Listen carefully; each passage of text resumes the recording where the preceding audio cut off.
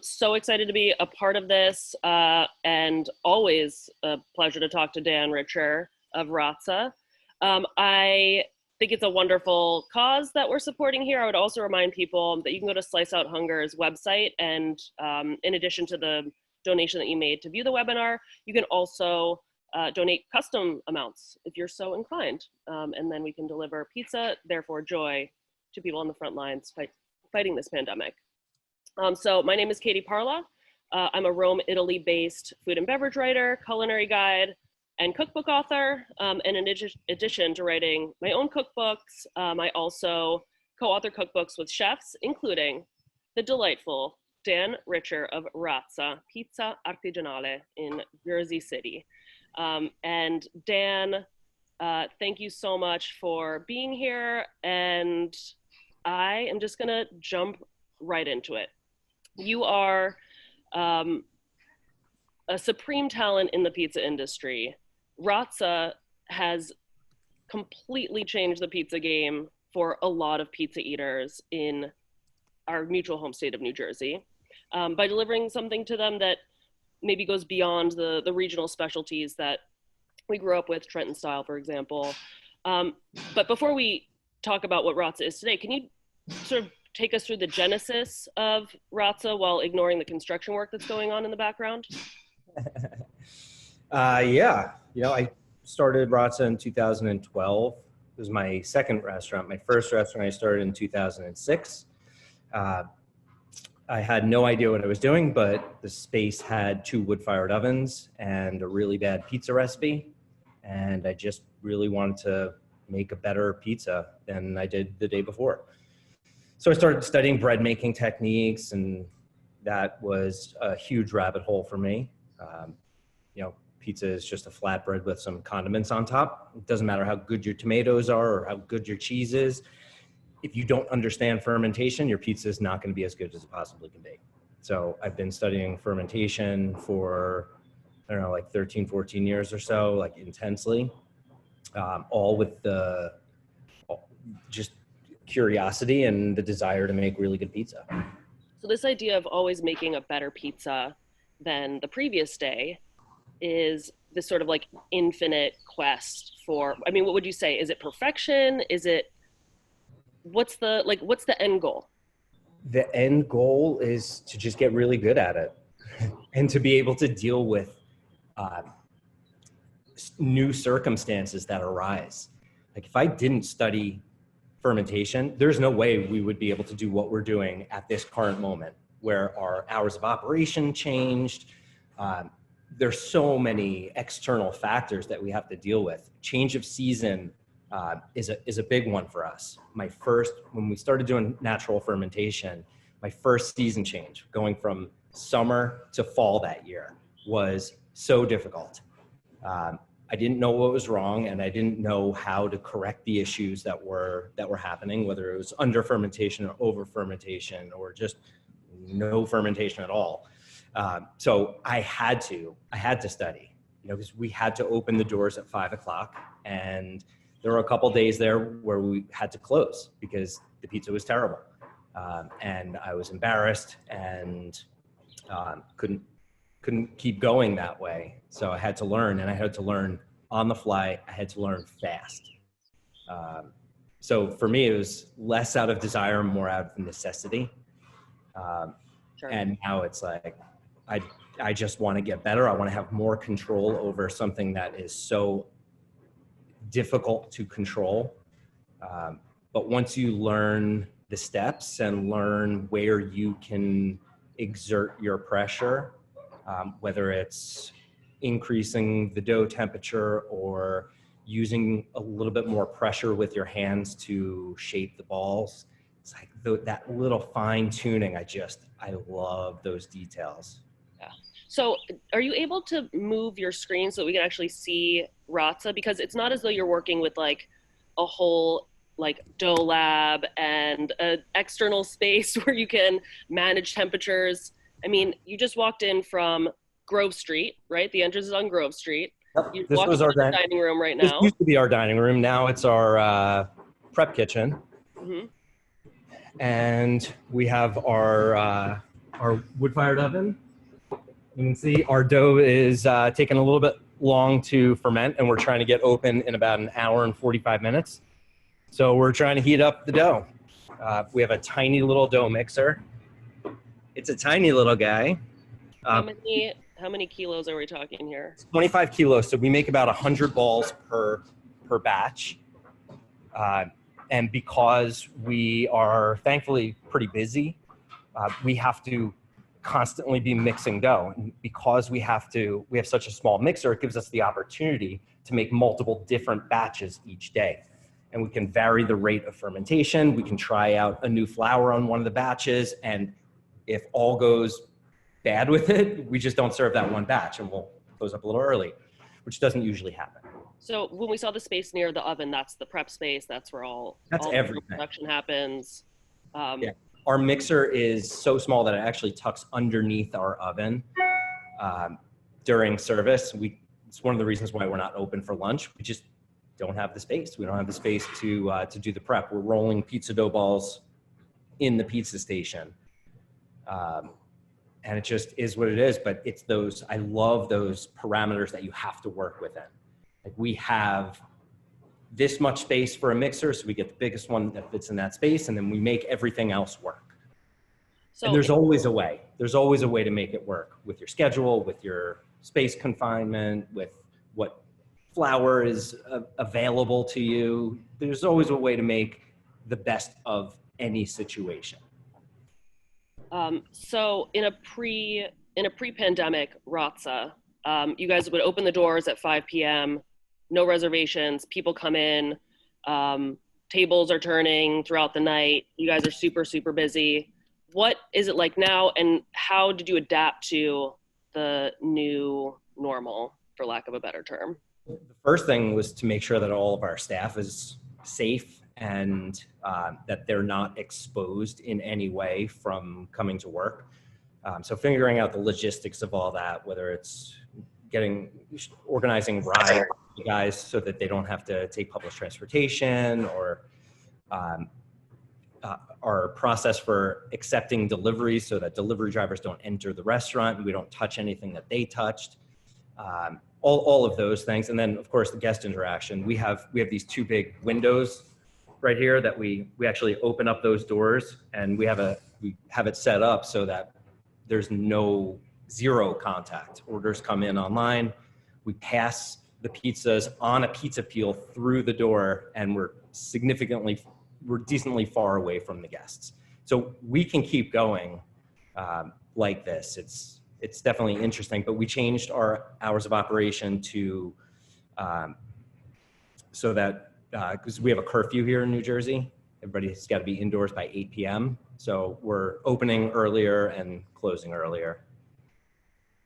So something that we were chatting about as we were sort of brainstorming for our forthcoming cookbook, Untitled Pizza Book, coming in 2021, something that really struck me is the idea that pizza, has all of these variables that seem obvious: flour, fermentation, tomato, etc. But then there's also this community aspect. And can you talk a little bit about that, what it's like to be in Jersey City, both at this time as well as generally, and as someone who treasures, Razza, I've met a lot of people while dining at Razza who see it as a place where they can really go and escape. I imagine that's how they're also viewing it these days. Yeah. Can you talk about building a community and what that means in terms of Razza? Yeah, so our physical location is in Jersey City, and we opened in a time where there were few restaurants. There were restaurants, but the choices were not very many. And we have the community has changed so rapidly. Buildings are going up left and right, and at the beginning, it was really difficult to get anyone into our 40-seat restaurant. We were doing maybe 30 to 30 people a night or so. And then after 4 or so years, there was enough critical mass here to support the business. And then we got a big review by the New York Times, and it's just brought so many people to Jersey City that never would have come here. So it's great for all the other businesses in the area. There's 2 new restaurants that opened this year within 50 feet of us. And it's great because if somebody doesn't want to wait the time at Razza to get a table, they can just go next door and right across the street and have some natural wine and Australian food. But we're bringing a lot of people into this area that a lot of people were scared to come. Some people still are scared to come here. But we're getting people from Brooklyn, New York, Atlanta, people flying from California to eat pizza. It's awesome, it's special. It's bringing people to a location that they never would have otherwise come to. And I'm a big believer in your location. It does not determine the quality of your product. I don't care if you are in New York or Naples, Italy, it doesn't guarantee you're gonna make a good pizza. Absolutely. Co-sign 100%. But when it comes to making great pizza and in your quest for this perfect pie, what are some of the factors that you're looking for? I know that you've sort of developed a rubric for approaching ingredients, and this is literally the subject of many, many books. But maybe for our viewers, you could sort of break down how you approach making pizza when it comes to selecting the ingredients, which I think is the fundamental starting point. It is. That is the starting point. It's ingredient selection. It's before any technique or any equipment come in. You have your raw materials, and your product is only going to be as good as the quality of your raw materials. And there are so many different ingredients. With pizza, our main ones are obviously flour, water, salt, yeast of some sort, tomatoes, and cheese. And we can, obviously there's infinite variation within that, and we can talk about condiments or toppings after that. But let's take tomatoes. I early on I got tired of just listening to what people say and what they say is a good tomato. They say the best tomatoes from San Marzano. They say all products from America are not as good as Italian products. Well, I don't like that subjectivity, so I came up with a system to evaluate based on the specific characteristics of each one of those ingredients. So for tomatoes, it's the color, the texture, whether they're seeds and skins, the acidity, the sweetness, and then positive flavor attributes, negative flavor attributes. And then there's also, there's the relationship, which Chris Bianco talked about a lot yesterday. Do you let the relationship guide your choices for ingredients? All of those are factors in selecting your ingredients. For me, it's all about. When you say relationship, you're saying, okay, you find what you think is objectively based on a set of criteria, the ideal tomato, but then you introduce another ingredient into the mix and you have to adjust the. Maybe it guides your tomato in order to pair more appropriately. Is that the concept?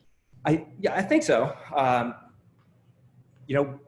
I'm just on this never-ending quest to find a better product.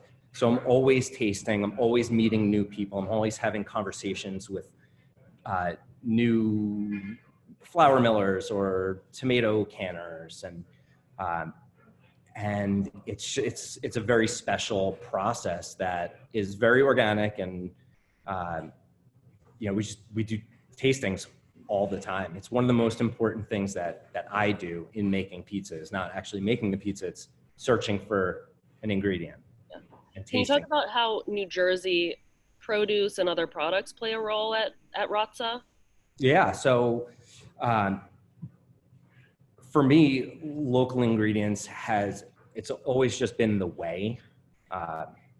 It's not this concept, or we're not using local ingredients because it's trendy. It's just the way. If you go to Naples, Italy, let's say, there's a reason why they're using buffalo milk mozzarella, San Marzano tomatoes, and 00 flour from that area. Because it grows there. It's right there. Your neighbors are making the cheese. The tomatoes are on that hillside right over there. Like that just makes sense.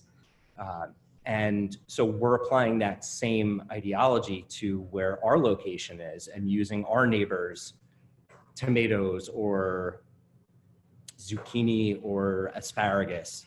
It's the way. It's good for everybody. It makes for a better product, especially when we're talking about a fresh vegetable. A fresh vegetable is best the closer it is to the field.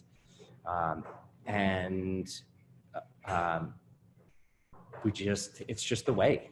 It's a better product when it's grown near us. So we're always searching for new and young farmers to work with. A couple of years ago, Rutgers University, I found out that they were breeding hazelnuts.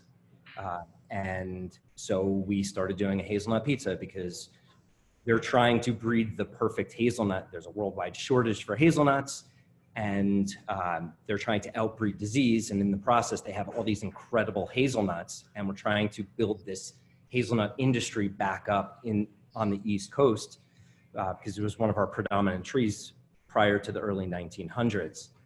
When a fungal disease came in and wiped out the entire population. So they're trying to outbreed this disease and build an entire nut industry on the East Coast. Like, I believe in that. That's special. So of course we're going to support them financially by buying their nuts. And at the end of the day, our guests enjoy an incredible hazelnut pizza. I didn't set out to create a hazelnut pizza. The hazelnuts came to me. And when life gives you hazelnuts, you make hazelnuts.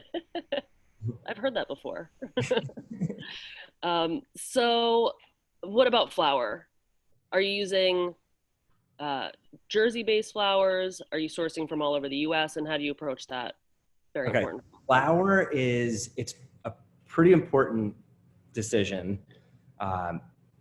And we can go in so many different directions with this. So I use a blend right now, I should say, because we've changed probably every 9 months or so over the past few years. We've changed our decision making. And that's something that I actually love. But right now we're using a blend of 2 different flours. We're using King Arthur unbleached all-purpose flour, which is actually milled for our area. It's milled here in Clifton, New Jersey, which is about 20 minutes from us. Holler. Not grown, it's not grain grown in New Jersey by any means, because it's a very difficult state to grow grain.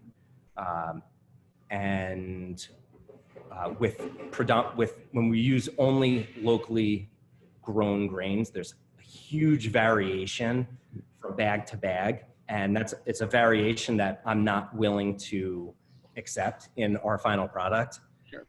We want every day to be not 100% consistent, but there's a window of consistency that it has to be in.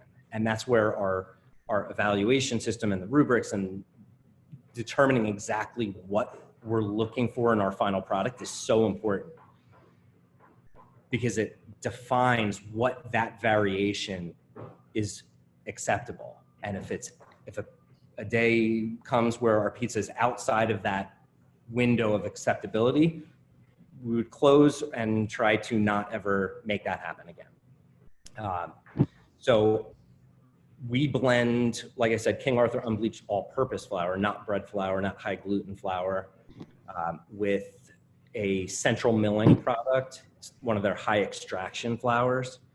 It's organic. It is, there's a little bit of bran and germ in there. It's not quite whole because when you use whole wheat, there's a lot of the sharp particles of bran that just make it difficult to stretch out your pizza, because it's got these sharp particles of bran cutting through the gluten. So we use the high extraction where all those real sharp particles of bran are sifted out, but we still get a lot of the flavor and nutrients in our dough. And it's made a world of difference in using not just white flour. Also, you make naturally leavened pizza. So how important is a pre-fermented flour in your pizza production? I think it's extraordinarily important. I've been doing a little recipe testing at home, and like last night, 2 nights ago, I made one that was all white flour, no pre-ferment, and you can get a little bit of flavor out of it if you ferment it for a very long period of time, but it's not even remotely the flavors of fermentation that we get by using natural fermentation, using a starter. You get all the acidity, a ton of volatile acids. It's just extraordinary, the difference when you incorporate a starter into your dough. So this has been a lovely exchange, and I want to come back to this, but I also want to answer, or have you answer, some questions from the Q&A. So Chris Hill has asked, Dan, what are some other New Jersey pizzerias you recommend that often go under the radar? Thanks. Rosie's in Point Pleasant. Love it. Those guys are killing it. Down to shore. I love it. Have you been? I have not. I gotta take you there. It's Right incredible. They've been open for 2 years. They're really focused on fermentation and experimenting, trying to make their pizza better every single day, whether it's buying a new oven or changing flours or starting to understand fermentation. They're definitely a rising star. Can you say awesome. the name again? Rosie's. Rosie's in Point Pleasant. Yeah. Dominic Larodina asks, where do we stand on Biga versus Polish versus straight yeast? Okay. Biga and Polish, I'm all about them. You can use them interchangeably. Not interchangeably, but you have to alter your formula because there's more water in the Polish. If you use a Biga, you'll have to add more water to your dough. And there's like, a specific equation for doing that, which is not very difficult. But flavor-wise, Polish, Biga, you're always going to get more flavor than a straight dough. I can't hear you. Ooh, have I lost you? There we go. There we go. There we go. Your sound is dropping. Great. Wonderful. Can you hear me now? Yep. Oh, anonymous attendee, cool name. Do you do a cold bulk ferment or room temp? And for how long? Okay, we change it up. We have an arsenal of different dough formulas that we use at the restaurant based on what we want to try, what our circumstances are. So like today, we were closed on Monday and Tuesday, right? So we couldn't just make dough on Sunday for today. It'd be 3 days old, and with natural fermentation, you have to worry about acidity building up. Because in the refrigerator, it's just anytime you use natural fermentation, you have to worry about too much acidity. And acidity at high levels is, number one, unpalatable. Number two, it starts to degrade gluten. So that wasn't an option for us. So today we got here a little bit early and we used our same day dough recipe, which we have a couple same day dough recipes. The one we use today is using pat fermenté as our pre-ferment. So we basically just saved a little bit of dough from our batch on Sunday and we incorporated that in as our pre-ferment. So and then we used a little bit of yeast, also commercial yeast, which there's absolutely nothing wrong with. And that'll be ready hopefully at 3 o'clock today, maybe 4 o'clock. Right on.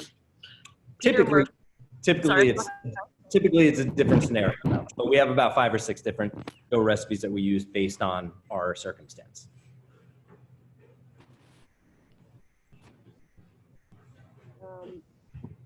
Peter Murphy asked, what do you mean Hey, Katie, we're having some mic issues there. Sorry, so I'm going to jump in and.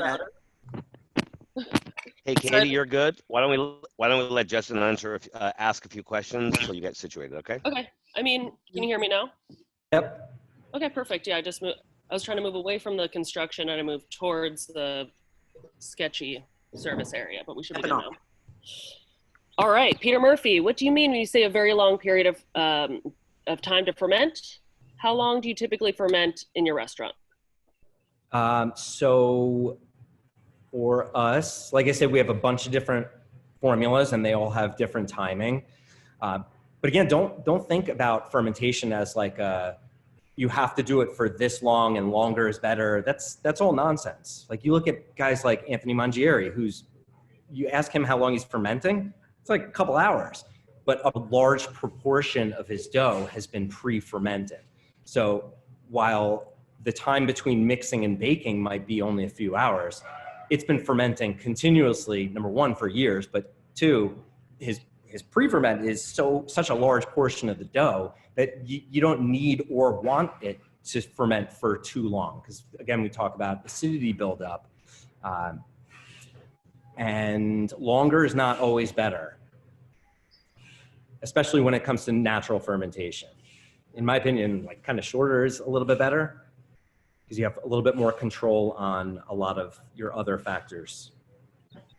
All right. So Billy Federighi asks, can Dan speak more specifically on how seasons affect fermentation? Well, not to be a dick, but in the summer it's hotter and in winter it's colder. Jesus.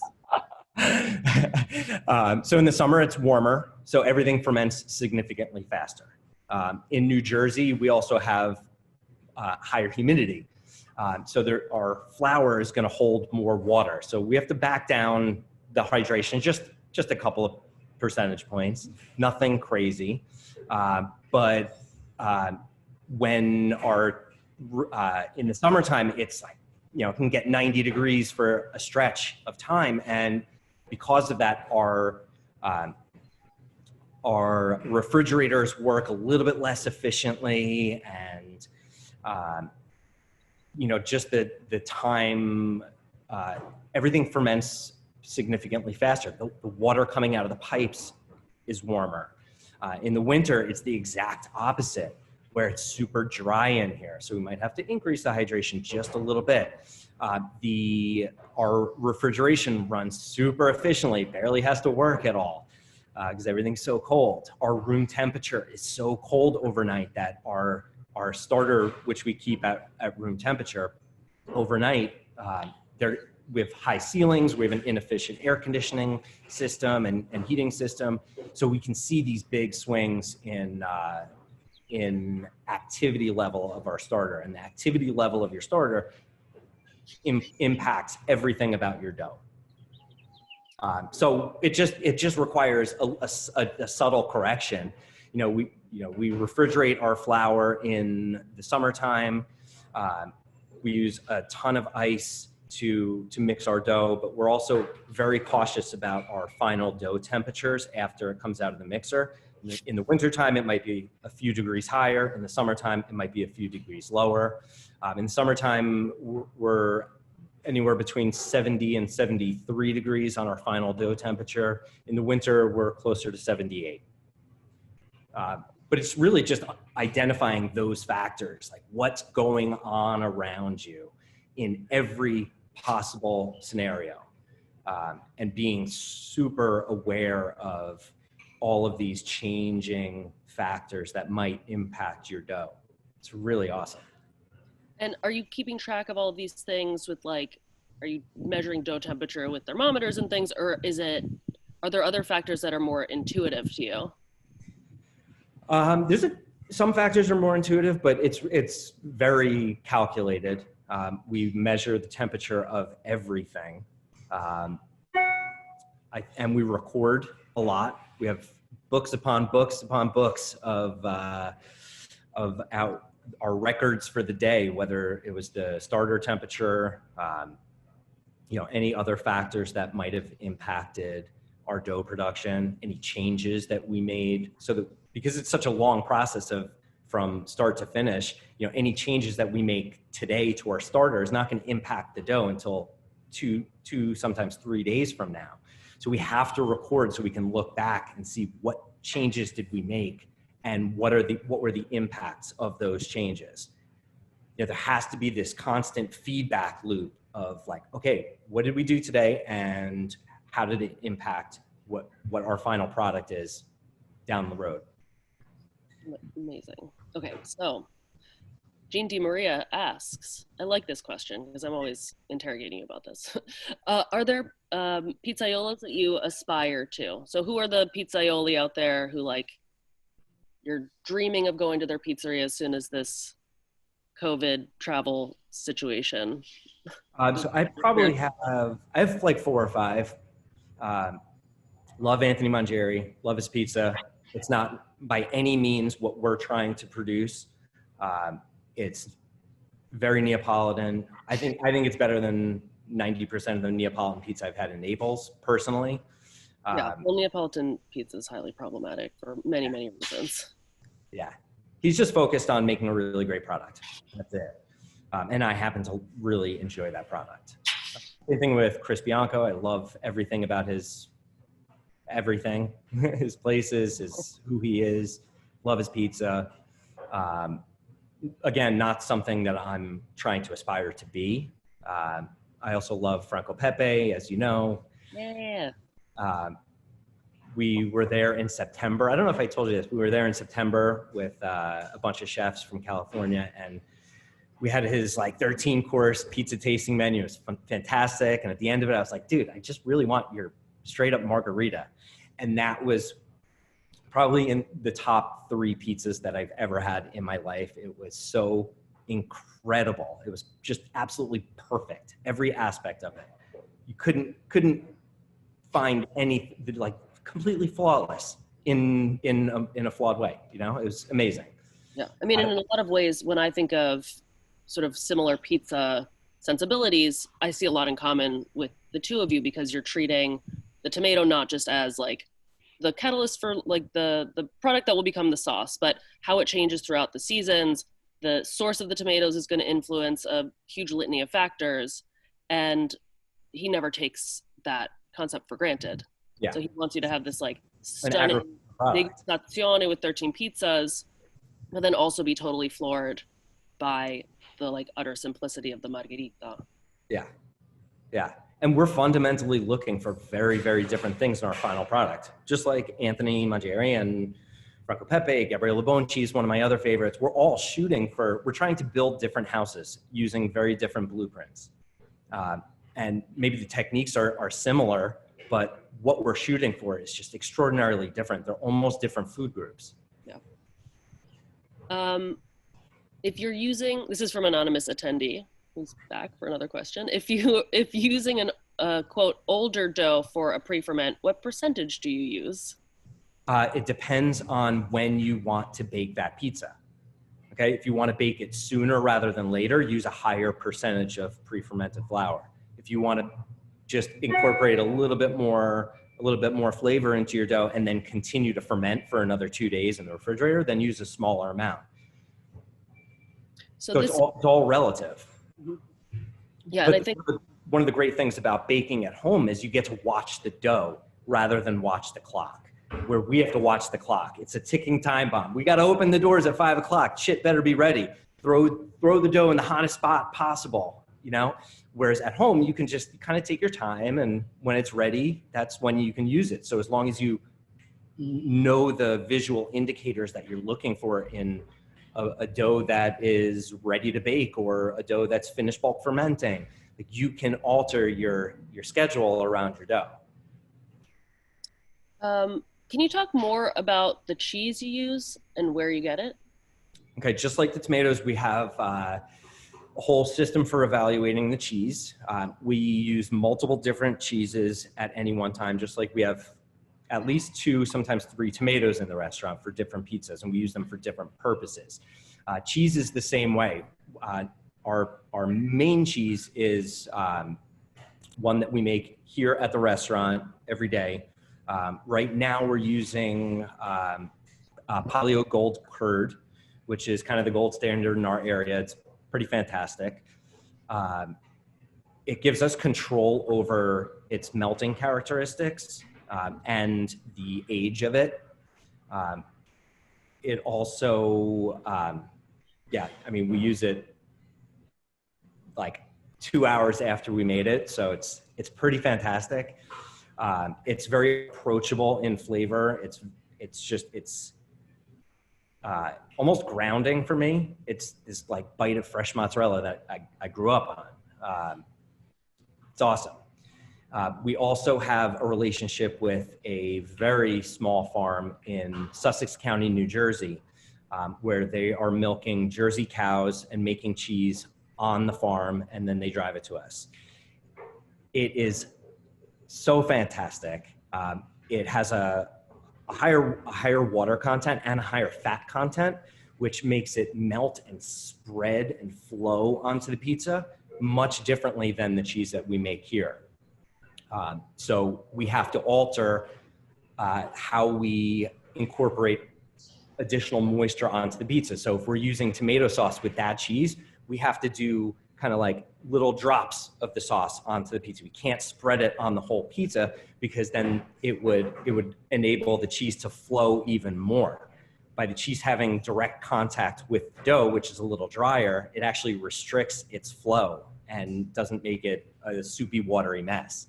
So it's those things that we have to be conscious of just through repetition and paying attention and constant evaluation and that feedback loop to make sure that we're treating the ingredients the way that to best maximize their potential.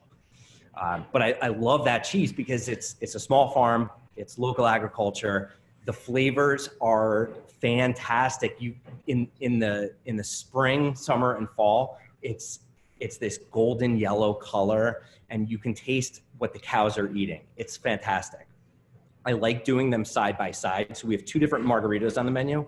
I love doing them side by side for guests because you can see it's the same exact thing, but it's completely different because of where the cheese is coming from. And they're both fantastic. There's never a clear winner, like which is better. They're just different.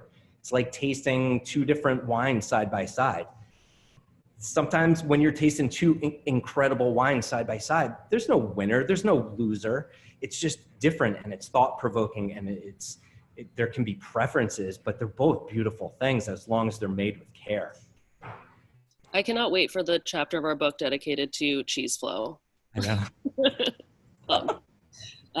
Yeah, I mean, I think that's something that's important to come back to, and it's something that you've addressed a lot during this talk, like the idea of like rankings and strict proportions and things like that. Like you adjust them to accommodate these like wonderful ingredients. So yeah. And you mentioned we talked about cheese. There's a question from Stephen Rossi about tomatoes. Hi Dan, love Razza. We're local in Jersey City. Curious Hi-oh. About your thoughts on tomatoes. Some people swear by using only the whole tomatoes in the can and discarding the liquid so they can then crush and puree on their own. Do you use the liquid it comes in? Do you buy tomatoes already crushed? Short answer is it depends. It depends on the tomato. It depends on my intention for it. Like I said, we have multiple different tomato sauce recipes for our different pizzas, and pizza rosa that has no additional moisture on it, no cheese on top, right? We need to use a tomato that has a higher moisture content because it gets direct heat from the oven. And if we use the same formula for our margarita pizza, well, the margarita pizza has all this extra moisture from the mozzarella to keep it in its moisture balance, right? Whereas the pizza without cheese, it needs more water in the tomatoes. Otherwise, it will over-reduce and get thick and pasty. Like if you had marinara sauce cooking on your stove and forgot about it for 3 hours, it would reduce because of evaporation and the concentration of acidity, sweetness, and other flavors. Well, all you have to do is add back a little bit of water to it, and it brings it back into its ideal moisture balance. So we have to do that with our pizza, but we don't have that opportunity to just add more water after the fact. So we have to do it before the fact. So on our pizza station, we'll have 3 different tomato sauces, all in different moisture contents. Usually they are coming from different places, so we can highlight a different place, whether it's Jersey or California or an organic one, or in the height of tomato season in New Jersey, we're using fresh tomatoes run through a food mill. Completely, they're all so different. There's no like right way to do things. The ideal way to do it is just to keep doing it and pay attention and make alterations for the next time. That's why it's such a lifelong pursuit of making really great pizza, because you have the opportunities to make corrections and get better as time goes. So we've talked a lot about raw materials. What about the bake, cooking? What's the oven sitch over at Razza? So we have a wood-fired oven. We're using a Pavesi 140. It's a wood-fired oven from, the refractory materials poured in Modena. It was built in our space by Forza Forni. They're a great oven builder. This was, before they were even Forza Forni. They built it in our space with an additional insulating material, because we also bake a lot of bread here, and we need that heat soak to retain that heat so that it's available throughout the day, to whether it's roast meatballs or baked bread and then the pizza. I like the wood-fired oven, but we also just signed a lease on the space directly next door to Razza, which is not ideal timing with this pandemic, but hopefully it works. But we're getting an electric oven for that space. So it's going to completely change what we try to produce. In my at home when I make pizza, I'm not trying to reproduce what we do at Razza, because it's a completely different oven, and it's a good practice to just look at your equipment as one of those factors that you have to take into account and alter your intention based on what your ability is, which if you have a home oven, don't try to make Neapolitan pizzas. You're not going to be happy with it. This is actually what I was curious about. Daniel Fraser asks, is your pizza dough the same as your daily bread dough? Absolutely not. That would be way too easy. What's the fun in that? No, we use a different proportion. Our bread dough is completely naturally leavened. We don't use any yeast ever in that. It's 3 different grains. We like a little rye in there. The fermentation schedule is different. We are baking bread in an oven that does not have steam. So our dough has to have a lot of water to provide the steam naturally for it to bake appropriately. So we use a very, very high hydration dough for our bread dough, where we can't really do that for our pizza. It has to be a little bit lower. Otherwise, our guys would never be able to handle it appropriately, and it wouldn't bake the same way that our pizza does. Our pizza bakes in 3 minutes, whereas our bread bakes in 45 minutes. So there's going to be inherent differences. You can't just, you can definitely use whatever pizza dough to make bread. That is just not how we do it here.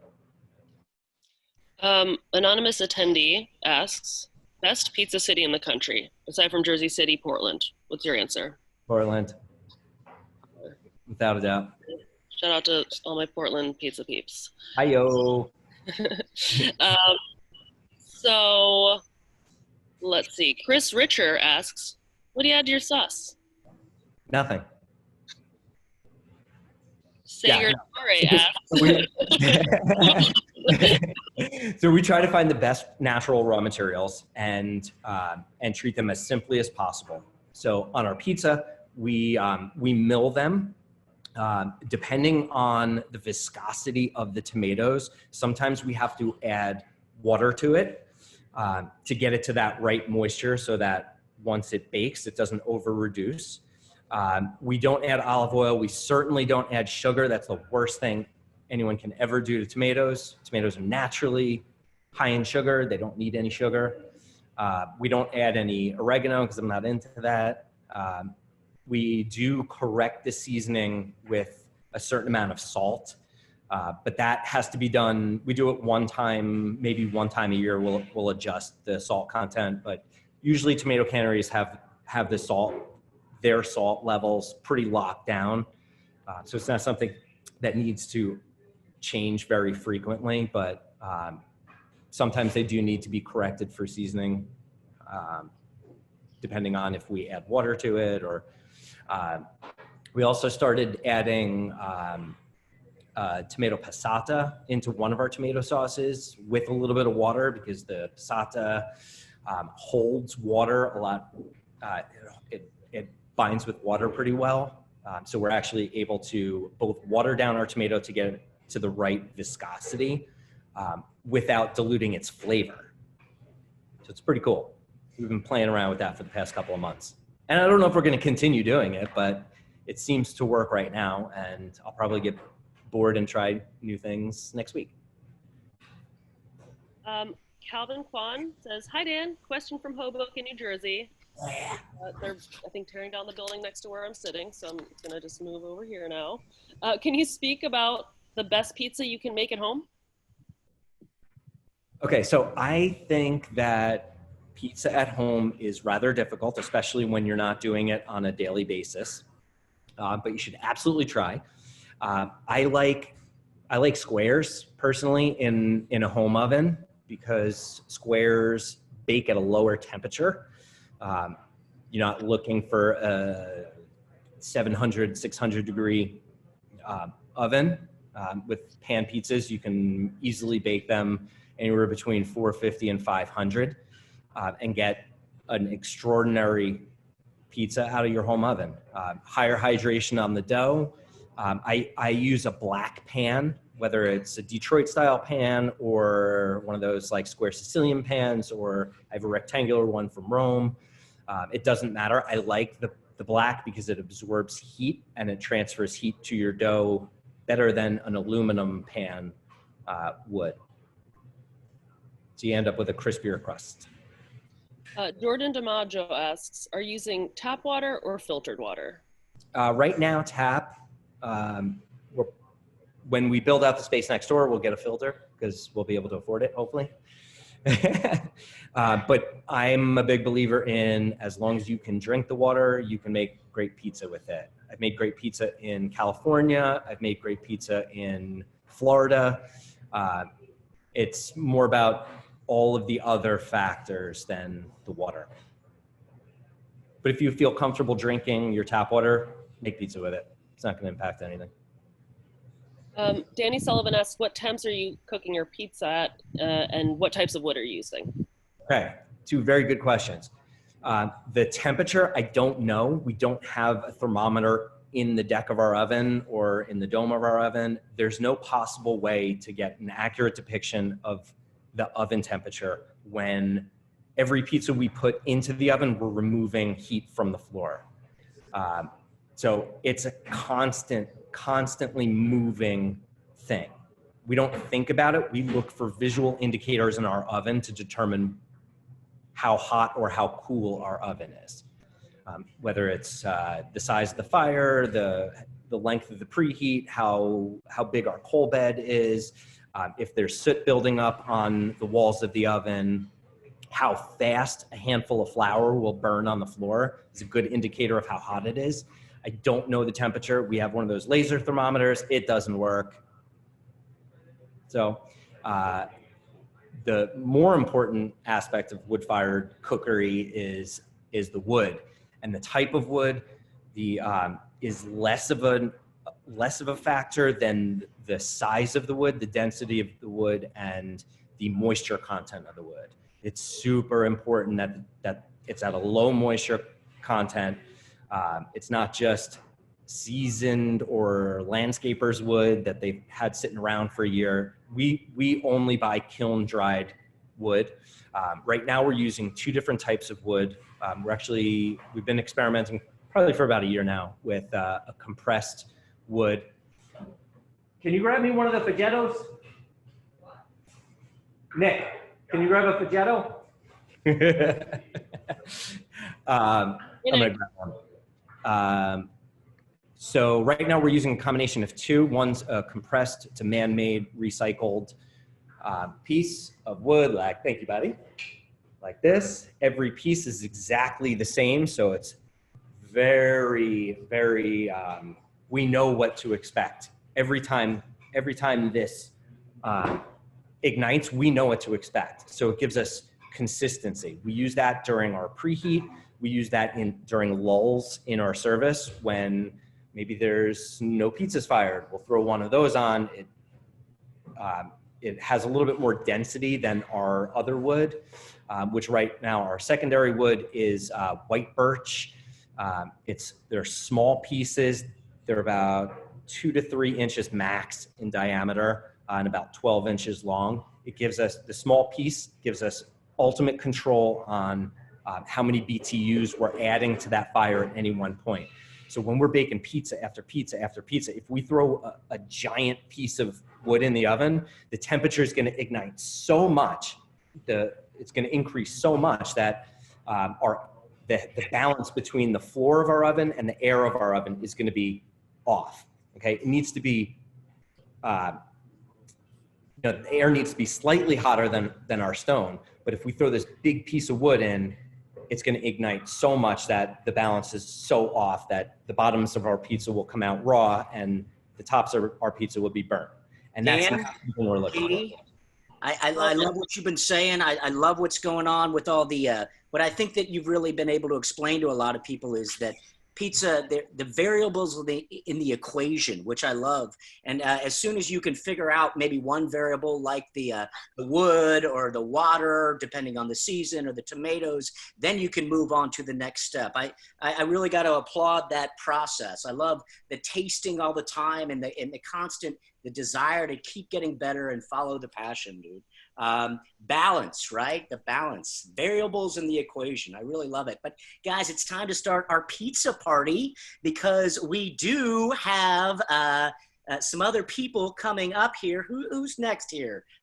No, we've got Tom McNaughton from Flour and Water. Is he online? Yeah. Tom McNaughton is coming up. But guys, we wanted to say thank you so much to everybody who's out there with us that didn't get a chance to ask questions. These guys have got a lot of stuff to do. So Dan, Katie, thank you so much for being a part of this. Love you guys. Thank you so much for being here. Noel, thanks for putting all this on. Absolutely. Amazing. Please stick around and drop back in whenever you want. I saw Eric Wareheim watching you guys. He's got his video off, but we know he's there. Yeah. So, nice. Bye, guys. Thank you. Thank you guys so Thank much. you, Katie. You're the best. Appreciate Keep having making you. Pizza, Ciao, ciao. pizza always and always pizza, guys. So thank you very much.